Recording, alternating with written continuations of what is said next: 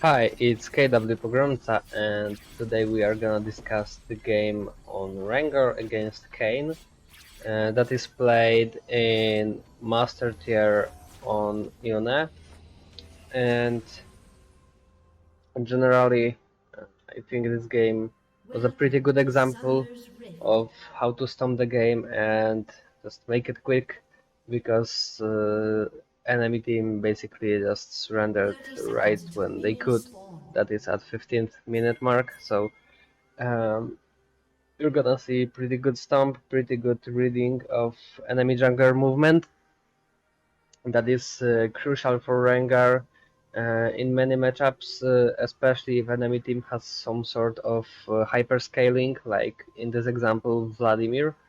If we let the game go a bit too long, that would be really scary to face him, because of course we've got Vayne, we've got Diona, they are both really good scaling, but Vladimir can basically one-shot both of them in later stages of the game, and in the same time he's basically unkillable. So that was kind of important for us to win this game as fast as it's only possible. I think the game is kind of loud. Let's decrease the volume level a little bit. Oh. As you can see, I just start on red buff with jumping on the plant before, so that I get one ferocity stack for free. I go for the full clear. I really want to do the clear as fast as possible, so I use my ward to hop over the wall to the golems. Then I kill the medium ones and kill all the small ones with just my W.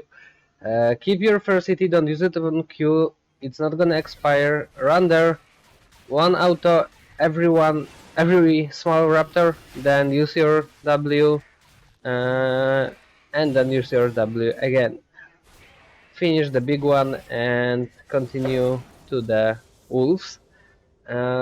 There you won't make it in time, so you have to just use your Q at the very end.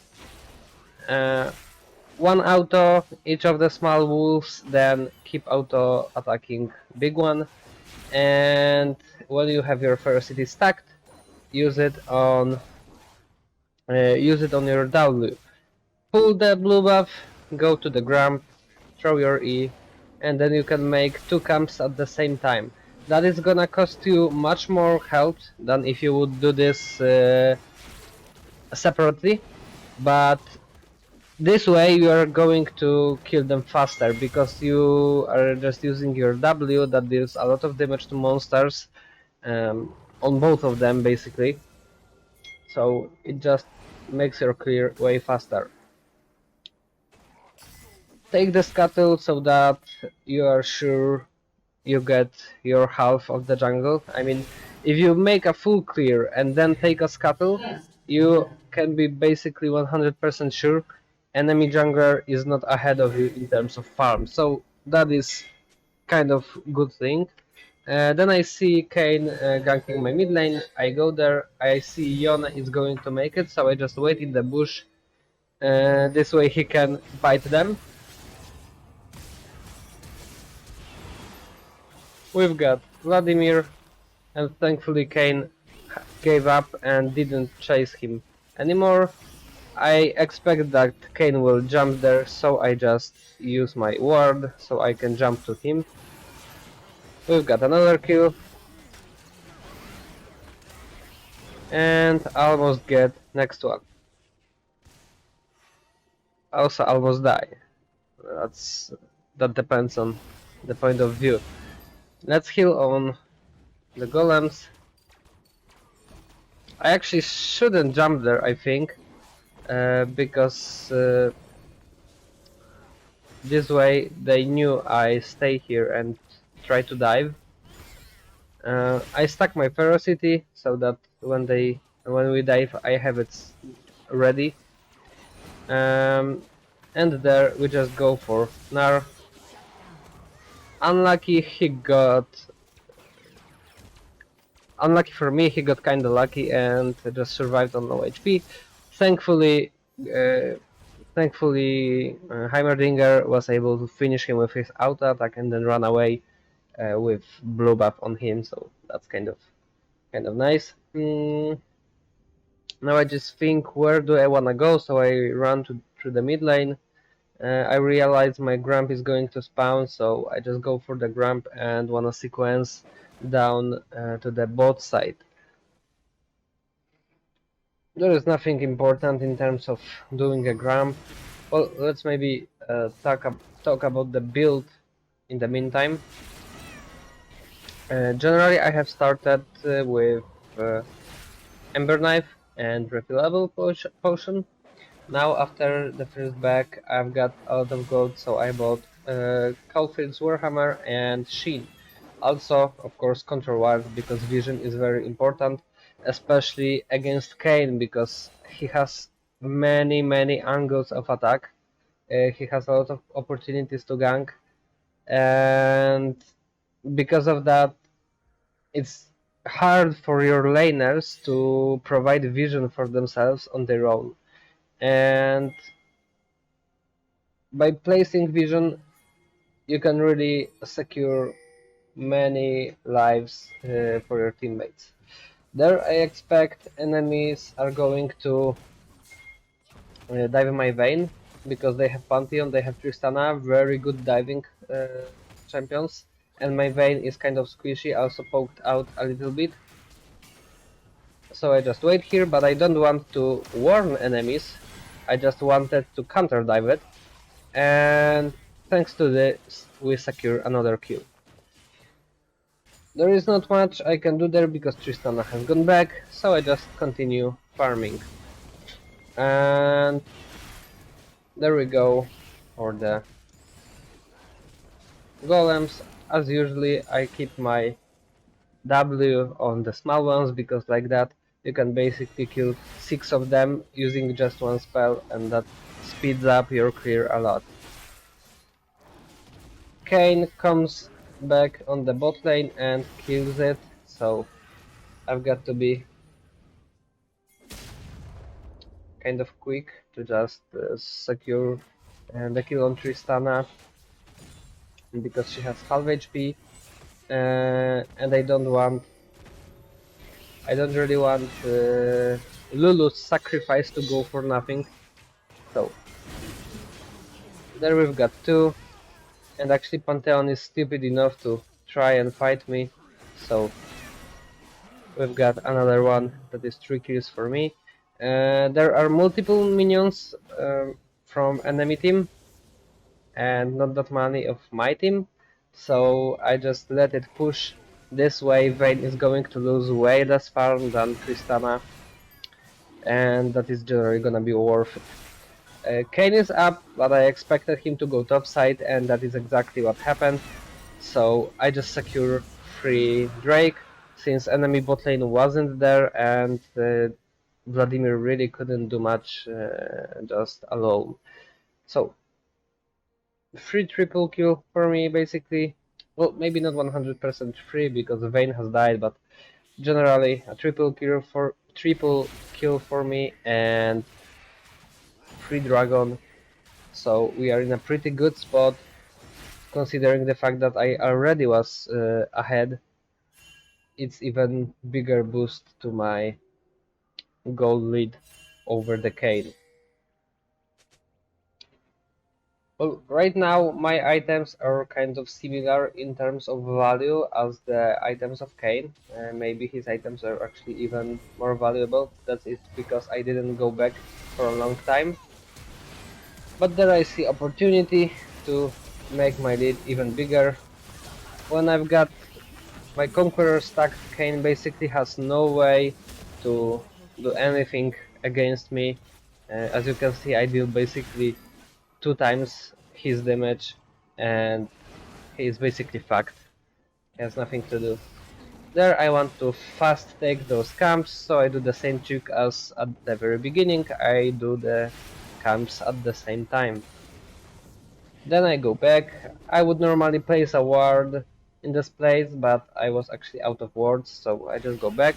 But I see Pantheon coming, he is level 5 to my level 8, I also have good items, so I just jump and kill him without any problem.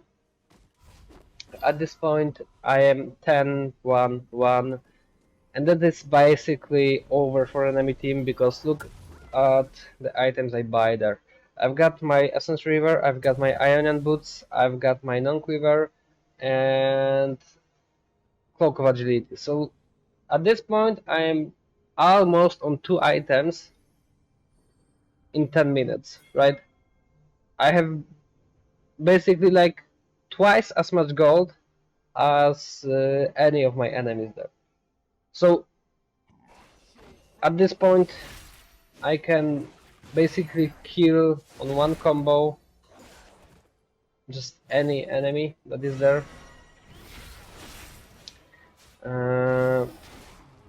But I still have to be careful because they have some. One is that they have some CC. I mean Pantheon W. I've got to be careful for that, because if they land their combos well, they can still kill me within that small stun window. Because I don't have my shield bow ready, so I am still a little bit squishy. My bot lane is killing there, so that's really nice for me. I decided to go for Herald because, as I said at the very beginning, I really want to end this game as fast as it's only possible. So actually I take that Herald quite late. I probably should try to take it right when it spawned, but anyways, I secure it on my own. Then I just go there and close the gap between me and Pantheon with that Lulu. And thanks, goodbye Pantheon, go to sleep. That is all. That is all we wanted from you. You just die. Right. Right now there is not that much I can do. I can go to the bot side and farm my jungle, but that would be okay if we wanted to outscale enemy, right? If we were afraid to take fights, if we didn't want to force some plays. In this game, as I said, we want to make plays, we want to force the end of the game as fast as possible. So, I see Gnar on bot lane. I see Heimerdinger coming there. I just wait for Heimer to push the wave, use the Herald I just have taken, and that is the first tower for us. Let's push it even deeper. I see enemies staying on bot side. Right now I don't actually know if they come back or stay there, but if they came here it would be only Pantheon and Kayn that can't really do much to us, so we just continue pushing, and it's basically free. So as you can see, it's 13th minute and we are just breaching enemy inhibitor for totally free, because enemies have no way to respond to our push. It's basically like, if they come close enough, I can just use my ultimate and kill them, and if they try to heavy force all in on us, they're just gonna die, because Heimerdinger is going to stun them and use his turrets, right? So at this point we have taken 3 towers and inhibitor on top lane with just 1 Herald, because enemies have growth bot. But honestly, it really wouldn't help them if they grouped up, because at this point me and Heimerdinger could probably 2v5 them, so this game was pretty much over for them already. Right now we just need to pressure bot lane really hard. Taking inhibitor in minute 13 isn't always good. That is something I need to mention. I will come back to that a little bit later. Look at the items. I've got Immortal Shield Bow now ended, and we go for Infinity Edge. That is starting with the pickaxe, because that is how much gold I actually had in my inventory. Alright, coming back. Taking inhibitor in minute 13 isn't always really that good, because you can give your enemy a free farming spot, But in this scenario where we've got Heimerdinger, so we can make really high pressure on other side lane, I decided that is the way to go. There I go to secure Drake, and then I was going to just hard push bot side.